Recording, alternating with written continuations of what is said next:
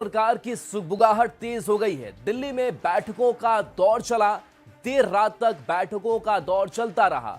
अमित शाह से इस बीच जेडीयू के राष्ट्रीय कार्यकारी अध्यक्ष संजय झा की मुलाकात हुई। उसके बाद अमित शाह से भी मुलाकात हुई और अमित शाह से मुलाकात करने पहुंचे नेता केंद्रीय मंत्री ललन सिंह पहुंचे। वहां बीजेपी के राष्ट्रीय अध्यक्ष जेपी नड्डा, चुनाव प्रभारी धर्मेंद्र प्रधान और प्रभारी विनोद तावड़े भी मौजूद रहे। जेडीयू और बीजेपी के शीर्ष नेताओं की आज भी बैठक हो सकती है। तो देखिए, सरकार गठन की जो कवायद है, सुगबुगाहट है, वो अब काफी हलचलें बढ़ चुकी है और ऐसे में दिल्ली हो या फिर पटना, दोनों जगहों पर लगातार जो एनडीए के नेता है वो आपस में मिल बैठकर इस स्वरूप को सोच रहे हैं, देख रहे हैं, क्योंकि शपथ ग्रहण भी करना है। इसके साथ साथ सरकार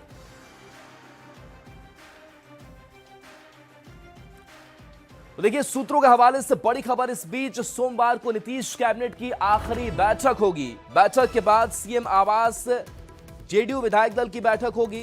बैठक में नीतीश कुमार को जेडीयू विधायक दल का नेता चुना जाएगा। नीतीश कुमार कैबिनेट बैठक के बाद राज्यपाल को इस्तीफा सौंपेंगे। बुधवार या गुरुवार को शपथ ग्रहण समारोह हो सकता है। गांधी मैदान में नई सरकार का शपथ ग्रहण समारोह संभावित माना जा रहा है।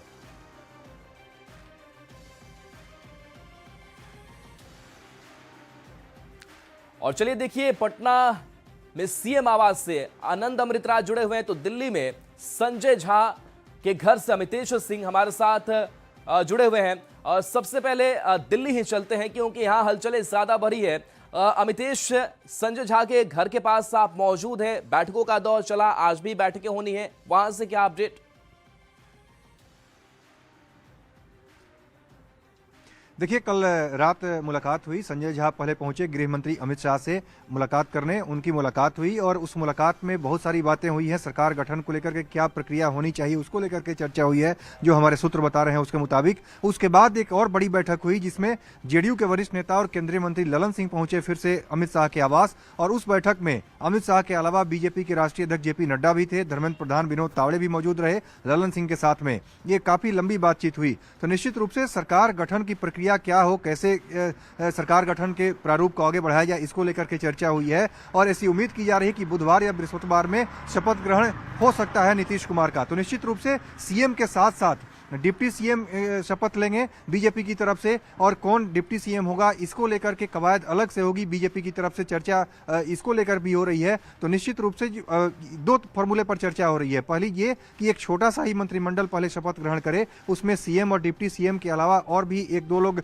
शपथ ग्रहण करें। सहयोगी दल के जो लोग हैं उसमें अलग अलग पार्टियों की तरफ से एक एक विधायक जो है मंत्री पद की शपथ लें, और उसके बाद मंत्रिमंडल का विस्तार बाद में किया जाए, काफी गहन चर्चा के बाद, विमर्श के बाद। तो निश्चित रूप से इसको लेकर के चर्चा चल रही है कि किस तरह से, किस प्रारूप में आगे बढ़ा जाए। क्या छोटा मंत्रिमंडल पहले शपथ ग्रहण करे या फिर बाद में इसको विस्तार किया जाए, आपस में चर्चा करने के बाद। आनंद, पटना की अगर बात करें तो पटना में भी जाहिर सी बात है कि हलचलें तेज होंगी और वहां भी एक जो रणनीति है वो तैयार की जा रही होगी एनडीए घटक दलों के बीच में। क्या अपडेट आपके पास? देखिए, बिल्कुल इस वक्त मैं राहुल खड़ा हूँ सीएम हाउस के ठीक बाहर, और कुछ देर यहाँ पे सिक्योरिटी अभी आपको दिख रही होगी, लेकिन कुछ देर के बाद यहाँ पे राजनीतिक हलचल भी आपको काफी दिखेगी। जेडीयू के तमाम विधायकों को, जो जीते हुए विधायक है, उन्हें पटना बुला लिया गया है और कल विधायक दल की एक बैठक होनी है, जेडीयू विधायक दल की बैठक होनी है एक अन्य मार्ग में, जो नीतीश कुमार के अगुवाई में होगी। और दूसरी महत्वपूर्ण बात कि जब इस बैठक के बाद जेडीयू विधायक दल का नेता के तौर पर नीतीश कुमार को चुना जाएगा और उसके बाद कैबिनेट की एक बैठक होनी है। कैबिनेट के बैठक में नीतीश कुमार ये अपने सरकार के आखिरी कैबिनेट करेंगे और उसके बाद उसे डिसॉल्व करेंगे। और फिर जब एनडीए विधायक दल की बैठक होगी और जब नेता चुना जाएगा, उसके बाद राजभवन में जाकर नीतीश कुमार अपने सरकार बनाने के दावे को पेश करेंगे। जाहिर तौर पे अब तक नीतीश कुमार का नाम ही सबसे आगे चल रहा है, तो नीतीश कुमार अपने सरकार बनाने का दावा पेश करेंगे।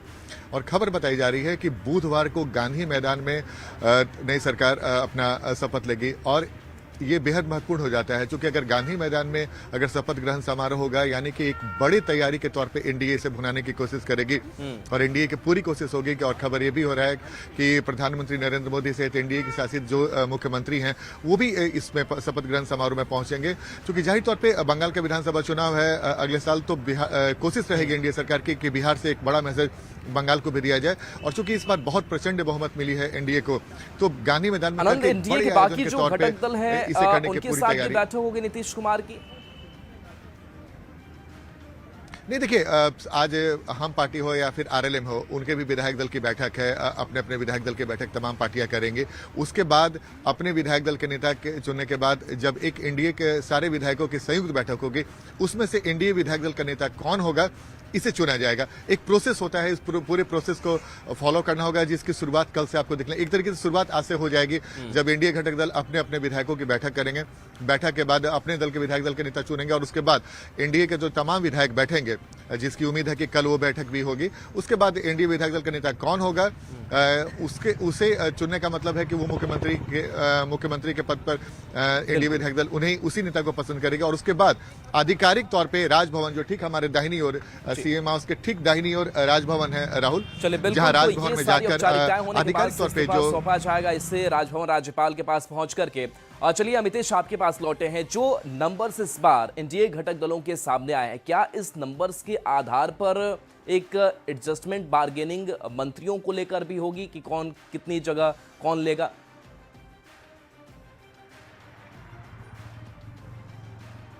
देखिए, पहले जो मंत्रिमंडल जो था, जिस नीतीश मंत्रिमंडल, उसमें जेडीयू और बीजेपी कोटे के जो मंत्री थे और जो विभाग जिसके खाते में था, लगभग वही रहने की संभावना है। हालांकि इसको लेकर के निश्चित रूप से चर्चा होगी, क्योंकि जो गृह मंत्रालय है वो सीएम के पास ही शुरू से रहता रहा है और बीजेपी जब भी साथ में रही है, जेडीयू बीजेपी की सरकार रही है पिछले 20 सालों से, बीच बीच में कुछ अगर गैप अगर छोड़ दिया जाए, 2 बार जब नीतीश कुमार चले गए थे आरजेडी के साथ में, तो निश्चित रूप से वित्त मंत्रालय जो था वो रहा है बीजेपी के पास, लेकिन गृह मंत्रालय है सीधे सीएम के पास ही रहा है, नीतीश कुमार के पास ही रहा है। तो उसके अलावा और भी कई मंत्रालय हैं, जो कि स्वास्थ्य जैसे मंत्रालय बीजेपी के खाते में रहा है, शिक्षा मंत्रालय जो है जेडीयू के खाते में रहा है। तो तमाम बिंदुओं पर चर्चा जरूर होगी। इसमें बहुत फेरबदल की गुंजाइश कम नजर आ रही है, लेकिन फिर भी चूंकि नई तरीके से नए जनादेश के बाद एक बार फिर से सत्ता में जेडीयू बीजेपी और पूरा जो एनडीए अलायंस है सत्ता में आ रहा है, तो इस बार क्या फॉर्मूला होगा, किस तरह का प्रारूप होगा, उसको लेकर के लगातार मंथन का दौर चल रहा है। फॉर्मूले में बात हो रही है, लेकिन चिराग पासवान की भी मंशा को समझना जरूरी हो जाता है। आनंद, आपसे समझते हैं 19 सीटें जीत करके इस बार चिराग पासवान की पार्टी आई है। जाहिर सी बात है कि महत्वाकांक्षा और कद बड़ा चाह रहे होंगे इस सरकार के स्वरूप में, क्या संभावनाएं दिख रही है? देखिए बिल्कुल, और मैं बताऊं, जो हमारे सूत्र बता रहे हैं कि इस बार 6-1 का फॉर्मूला हो सकता है, यानी कि 6 विधायक पे 1 मंत्री बनाया जा सकते हैं एनडीए की तरफ से। अगर उस हिसाब से देखें तो लोजपा के 19 विधायक हैं, तो उनके 3 मंत्री बन सकते हैं, जो हमारे सूत्र बता रहे हैं। और दूसरी तरफ हम पार्टी जो 5 सीट जीती है और 4 सीट जो आरएलएम जीती है, तो उनके खाते में 1-1 सीट जा सकता है। एक जो सबसे महत्वपूर्ण है, जो हमारे सूत्र बता रहे हैं कि 15-14-3-1-1 का फॉर्मूला इस बार मंत्रिमंडल में आपको दिख सकता है। 15 बीजेपी, 14 जेडीयू और +1 अगर मुख्यमंत्री नीतीश कुमार होते हैं तो 15 ये भी हो जाते हैं, और फिर 3-1-1। एक फॉर्मूला ये भी है कि शायद 16 बीजेपी, 13 +1 ये जेडीयू के खाते में जा सकता है। 14 हो जाता है, 13 विधायक मंत्री बनेंगे, और अगर मुख्यमंत्री नीतीश कुमार शपथ लेते हैं तो 14 जेडीयू की तरफ से हो जाएंगे। 16 मंत्री, माफ कीजिएगा, 16 मंत्री राहुल बीजेपी कोटा से आ सकते हैं, 3 लोजपा से आ सकते हैं और 1 आरएलएम और 1 हम पार्टी की तरफ से आ सकते हैं। तो ये एक समीकरण बनने वाला है जिसकी चर्चा बहुत तेज है, और जो हमारे सूत्र हैं वो यही बता रहे हैं। अमितेश, सबसे बड़ी पार्टी बनकर के इस बार बीजेपी उभरी, 89 सीटें उसके खाते में आई, और इस बीच प्रधानमंत्री नरेंद्र मोदी ने कहा कि इन्वेस्टर्स के लिए सबसे अच्छा समय होगा। क्या लग रहा है कि जब विभागों का बंटवारा किया जाएगा तो नरेंद्र मोदी का जो विजन है वो इस विभाग के बंटवारों में भी नजर आएगा, जो टेक्नोक्रेट्स हैं या फिर जो इस विजन के साथ आगे बढ़ने वाले लोग हैं उनको शामिल किया जाएगा, वो स्वरूप कैबिनेट में दिखेगा बीजेपी की ओर से? जी हाँ, बिल्कुल। उद्योग मंत्रालय की बात करें तो उद्योग मंत्रालय बीजेपी के खाते में ही रहा है। पहले शहनवाज हुसैन नीतीश सरकार में उद्योग मंत्री थे और उसके बाद आरजेडी के साथ जेडीयू की सरकार बनी। वापस जब नीतीश कुमार 2024 के लोकसभा चुनाव के ठीक पहले जब बीजेपी के साथ आ गए, एक बार फिर से जब सत्ता में बीजेपी आई तो नीतीश मिश्रा उद्योग मंत्री बने। तो निश्चित रूप से उद्योग मंत्रालय जो है बिहार जैसे राज्य में सबसे कहा जाए तो पिछले एक तरह से कहें तो फिसड्डी मंत्रालय के तौर पर देखा जाता था, बहुत ही लो प्रोफाइल मंत्रालय इसको माना जाता था। लेकिन पिछले 3-4 सालों में उद्योग मंत्रालय बिहार में भी काफी हाई प्रोफाइल मंत्रालय के तौर पर उभर कर सामने आया है। और प्रधानमंत्री ने इतनी बड़ी जीत के बाद जिस तरह से संबोधन किया दिल्ली से बीजेपी हेडक्वार्टर से, उसमें उन्होंने निवेशकों को लेकर के खास तौर से बात की, बिहार में उद्योग धंधे और रोजगार को लेकर के जो बात की, उसके बाद ऐसा लग रहा है कि इस हाई प्रोफाइल मंत्रालय को लेकर भी बीजेपी काफी इसको लेकर के आगे बढ़ेगी। और बीजेपी के पास ही चूंकि उद्योग मंत्रालय अब तक रहता रहा है साथ में, तो निश्चित रूप से काफी इस पर फोकस होगा। और जो वादे किए गए हैं चुनाव में प्रधानमंत्री की तरफ से, उसके बाद चुनावी जीत के बाद जो वादे किए गए हैं, निश्चित रूप से ये काफी उम्मीद है लोगों को। और बिहार में इंडस्ट्री लगे, बिहार में इन्वेस्टमेंट हो, बिहार के लोगों को वहां पर रोजगार मिले, हर जिले में अलग अलग जगहों पर, इसको लेकर के पूरा जोर निश्चित रूप से रहने बिल्कुल की उम्मीद अमितेश, है। तो जो विजन प्रधानमंत्री नरेंद्र मोदी का है वो इस कैबिनेट के स्वरूप में भी नजर आने की संभावना है, उस पर बातचीत भी चल रही होगी, रणनीति तैयार हो रही होगी। बहुत बहुत शुक्रिया आनंद आपका इस अपडेट पर, और अमितेश आपका भी बहुत बहुत शुक्रिया। चलिए बढ़ेंगे आगे। पूर्व केंद्रीय मंत्री आरके सिंह ने निलंबन पर बड़ा बयान दिया। उन्होंने कहा कि बीजेपी ने स्पष्ट नहीं किया है कि उनकी पार्टी विरोधी गतिविधियां क्या है। उन्होंने बताया कि कारण बताओ नोटिस मिलने पर उन्होंने पार्टी के राष्ट्रीय अध्यक्ष को इस्तीफा भेज दिया। और क्या कुछ कहा उन्होंने, सुनाते हैं। हमको उसमें कहा गया है कि पार्टी विरोधी गतिविधि कारण आपको निलंबित किया जाता है और शो कॉज पूछा जाता है। तो क्या पार्टी विरोधी गतिविधि है यह तो उसमें स्पष्ट नहीं किया है, लेकिन अब शो कॉज पूछे तो हमने अपना रेजिग्नेशन भेज दिया है राष्ट्रीय अध्यक्ष नड्डा जी को। और हमने इसके उत्तर में हम यही भेज रहे हैं चिट्ठी पटना के पार्टी कार्यालय को कि साहब आप कौन सी पार्टी विरोधी गतिविधि की बात कर रहे हैं। जो हमने कहा था या जो हमने कहा है कि आपराधिक पृष्ठभूमि के लोगों को टिकट नहीं मिलना चाहिए या भ्रष्ट लोगों को टिकट नहीं मिलना चाहिए, ये पार्टी विरोधी गतिविधि कहाँ से हो जाएगी या पार्टी विरोधी बयान कहाँ से हो जाएगा।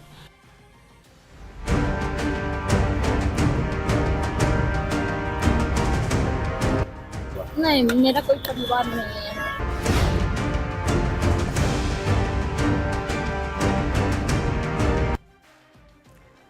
लालू प्रसाद की बेटी रोहिणी आचार्य ने तेजस्वी यादव, संजय यादव और रमीज पर घर से निकालने का आरोप लगाया है। तेज प्रताप यादव के बाद जिस ढंग से रोहिणी आचार्य ने संजय यादव पर आरोप लगाए हैं, उसके बाद कई गंभीर सवाल उठ रहे हैं। ये रिपोर्ट आपको दिखाते हैं। नहीं, मेरा कोई परिवार नहीं है। ये पीड़ा एक बहन की है। जो चाणक्य बनेगा तो चाणक्य से आप सवाल पूछिएगा, जब कार्यकर्ता चाणक्य से सवाल कर रहा है। ये दर्द उस बेटी का है जिसने पिता को अपनी किडनी तक दान कर दी थी। का नाम लीजिए तो आपको घर से निकाल दिया जाएगा। आप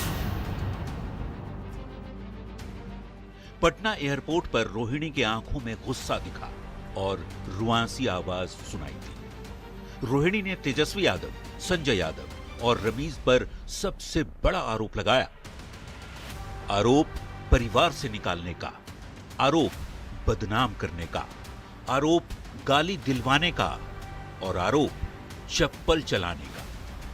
रमीज, इन लोग का नाम लीजिए तो आपको घर से निकाल दिया जाएगा, आपको बदनाम किया जाएगा, आपको गाली दिलवाया जाएगा, आपके ऊपर चप्पल उठा करके मारा जाएगा। रोहिणी आचार्य लालू प्रसाद की वो बेटी है जिसने पिता की जान बचाने के लिए अपनी किडनी तक दान दे डाली। लेकिन आज लालू प्रसाद की उसी बेटी ने अपने छोटे भाई तेजस्वी यादव पर, उनके नजदीकी संजय यादव और रमीज नेमत पर गंभीर आरोप लगाया है। रोहिणी आचार्य ने संजय यादव, रमीज और तेजस्वी यादव पर घर से निकालने का आरोप लगाया है।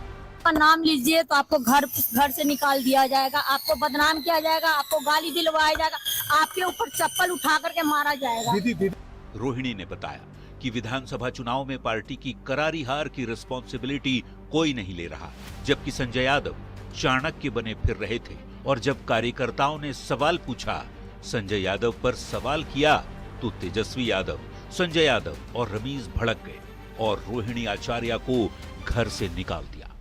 नहीं, मेरा कोई परिवार नहीं है। अब ये जाकर के आप संजय, रमेश, तेजस्वी यादव से पूछिए। मेरा कोई परिवार नहीं है, कोई लोग निकाला है हमको परिवार से। रोहिणी सिर्फ इतने पर ही चुप नहीं रही, बताया कि संजय यादव को लेकर सवाल पूछने पर उन्हें बदनाम कराया जा रहा है, गालियां दिलवाई जा रही हैं, यहां तक कि चप्पल तक चलाया गया। क्योंकि रिस्पॉन्सिबिलिटी लेना नहीं है उनको। पूरा दुनिया बोल रहा है जो चाणक्य बनेगा तो चाणक्य से आप सवाल पूछिएगा। जब कार्यकर्ता चाणक्य से सवाल कर रहा है, पूरा देश दुनिया सवाल कर रहा है कि पार्टी का ये ऐसा हाल क्यों हुआ। अब जब संजय और रमेश इन लोग का नाम लीजिए तो आपको घर से निकाल दिया जाएगा, आपको बदनाम किया जाएगा। परिवार और पार्टी से निकाले जाने के पहले और बाद तक लालू प्रसाद के बड़े बेटे तेज प्रताप संजय यादव को जयचंद बताते रहे हैं। अब रोहिणी ने भी वैसा ही आरोप लगाया है। दोपहर में सोशल मीडिया एक्स पर किए गए अपने पोस्ट में संजय यादव और रमीज का नाम रोहिणी ने लिया था। अभी लोग उस पोस्ट का अर्थ समझ ही रहे थे कि रोहिणी ने सीधे सीधे पटना से लौटते समय संजय यादव के साथ ही छोटे भाई तेजस्वी यादव पर भी गंभीर आरोप लगा दिए।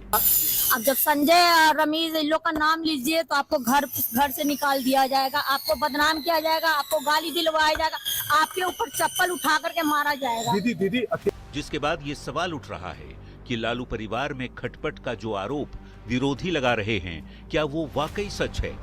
क्या लालू परिवार में सचमुच महाभारत छिड़ चुका है? न्यूज़ 18 के लिए पटना से धर्मेंद्र कुमार के साथ ब्यूरो रिपोर्ट। तेजस्वी यादव की खास सलाहकार हरियाणा के महेंद्रगढ़ के रहने वाले हैं। कंप्यूटर साइंस में मास्टर डिग्री की है। मैनेजमेंट और डेटा एनालिसिस पर इनकी पकड़ मानी जाती है। तो संजय यादव कौन है ये आप समझ रहे हैं। तो हरियाणा के महेंद्रगढ़ के ये मूल निवासी बताए जाते हैं। कंप्यूटर साइंस में इन्होंने मास्टर डिग्री हासिल कर रखी है। मैनेजमेंट और डेटा एनालिसिस पर भी इनकी पकड़ मानी जाती है, जो चुनाव में भी काम आता है। 2013 से तेजस्वी यादव के साथ ही जुड़े हुए हैं। तेजस्वी यादव के खास सलाहकार माने जाते हैं।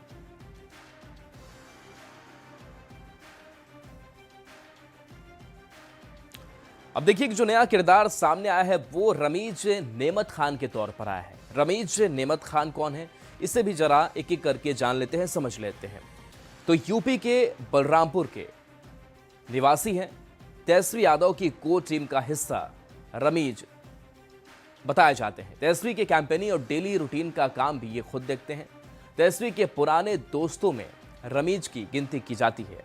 आरजेडी के सोशल मीडिया और चुनाव प्रबंधन में भी इनकी हिस्सेदारी होती है। समाजवादी पार्टी के पूर्व एमपी से जुड़ाव इनका। तेजस्वी के क्रिकेट जमाने के दोस्त हैं। डीपीएस मथुरा रोड में से 10वीं की पढ़ाई की है। पॉलिटिकल साइंस से ग्रेजुएशन की इन्होंने पढ़ाई की है।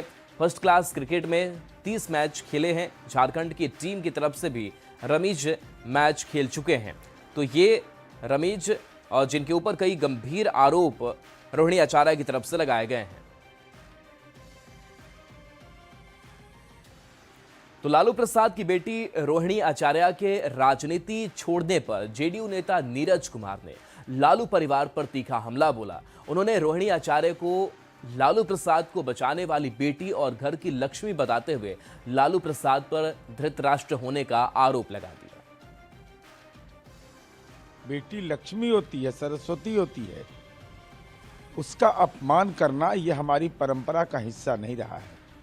और लालू जी, राबड़ी जी इस पर खामोश क्यों हैं? आखिर ये दूसरी घटना हुई। पहले ऐश्वर्या के साथ हुआ, अब रोहिणी के साथ हो रहा है। सवाल इस बात का उठता है कि आखिर वो कौन व्यक्ति है जिस व्यक्ति के बारे में यह कहा जा रहा है, जिसको राजनीति में पलायन करके बिहार लाया गया। कहाँ है लोकेशन? इसी दौर में बेटी का अपमान होना, उसके आंख से आंसू निकल जाना, ये आंसू लालू जी बहुत भारी पड़ेगा। राजनीति के धृतराष्ट्र मत बनिए, आप उस घर के अभिभावक हैं। बोलिए कौन गुनाहगार है?